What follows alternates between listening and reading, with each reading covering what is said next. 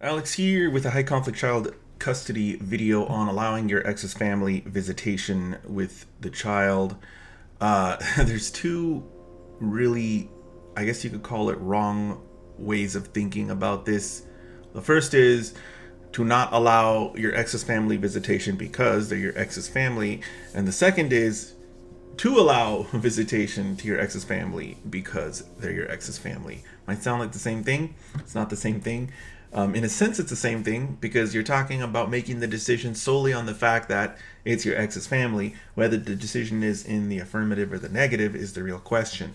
I'll elaborate now on what exactly I mean by this. So, I feel like there's two urges that people get, these two instincts, and the first one has to do with you don't like your ex, so you're not going to do anything to help your ex's family. A lot of times, this is not for no reason. A lot of times, this is because maybe you're getting messages from them. Maybe they're funding your ex's litigation against you.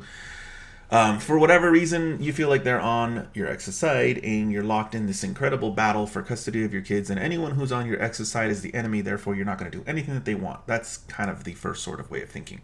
So, what the heck is the second way of thinking? That doesn't make sense. I'll tell you what the second way of thinking is. It's the exact same thing, only virtue signaling.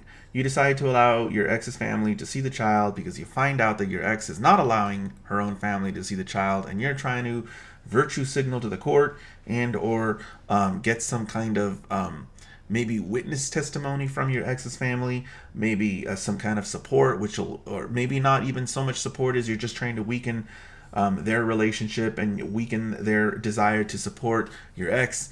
So the problem with all of this is it's all strategic slash tactical, and it has nothing to do with the best interest of the child. And in both situations, it can and probably will backfire on you if it goes to court. Let's talk about why the virtue signaling is a bad idea. So, I've seen this happen before. Somebody is in a high conflict child custody battle with their ex. They hate their ex. They find out the ex is not allowing contact with their own family. And now, oh my goodness, here's an opportunity.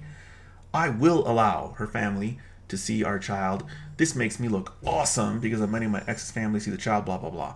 Well, there may be reasons.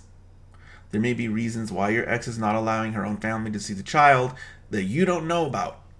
And they are not going to go to court and say that. They're going to go to court and say something like, hey, I've been with my ex for 7 years and I told him 10 times that my mom slash dad slash brother slash whoever abused, molested, whatever, such and such nephew, niece, something, something. And now I told my own family they can't see the child to protect my own child. And my ex went behind my back and is allowing our child to be in the hands of a murder slash criminal slash drug addict slash molester slash whatever.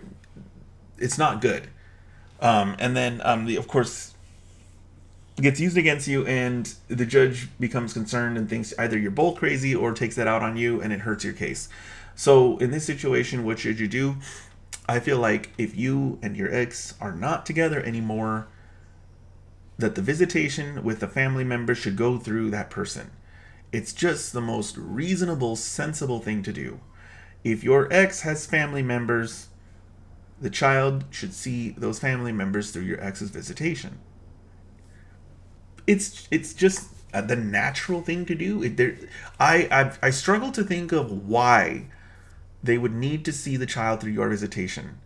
I really struggle with that. Maybe like if they're taking the child to Disneyland and it's a vacation or something, fine.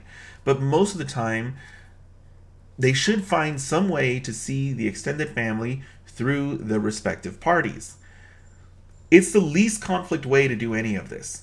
And if your ex's family, for whatever reason, has been cut off by your ex, that's not really something that you should mess around with because you don't fully know what's going on, and it can come back to bite you, as I described earlier in the video. If you are absolutely 100% convinced that your ex is doing that just to be spiteful, then you may want to, after a long time, when you don't have a trial or an evidentiary hearing come up, carefully think about doing that. Carefully. Because that you could actually inadvertently be adding to the conflict for not good reasons. So if you have a situation where your ex is gone, whether they passed away, whether you terminated their parental rights, for whatever reason, whatever I just described to you does not apply to you because they don't exist anymore as in the role of a parent. And it's usually a sad situation when this happens. In my particular case, it was a termination of parental rights.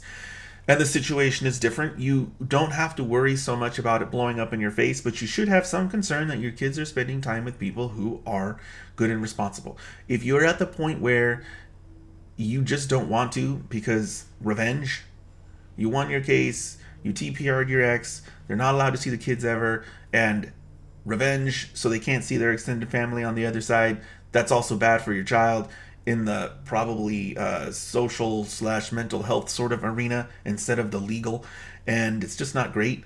I don't know if you guys know, but I've let my son see all of them. I haven't cut him off from any of them. The grandpa, the grandma, etc., etc. They're allowed to see him. Aunt. I don't see why not. They're not bad people. Since they're not bad people, I feel like it's good for him to see them. This is not a really complicated decision for me. So that's not so much the point of this video as the virtue signaling point. That's mainly what I see in my inbox is people who are jostling for a better position in their custody dispute, and that's completely and totally the focus of this kind of decision.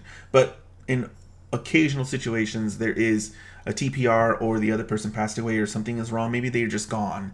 Maybe they're just completely gone and nobody knows where they are. And in those situations, to not allow your child to see them because you're mad or revenge or they didn't support you in the custody dispute or whatever, it's a really infantile thing to do. It's not a good thing to do. And all it's going to do is give your child less advantages going forward, less social advantages. I think that this is all I have for you guys on this topic. If you have any questions, feel free to post them down in the comments below, and I will see you guys next time.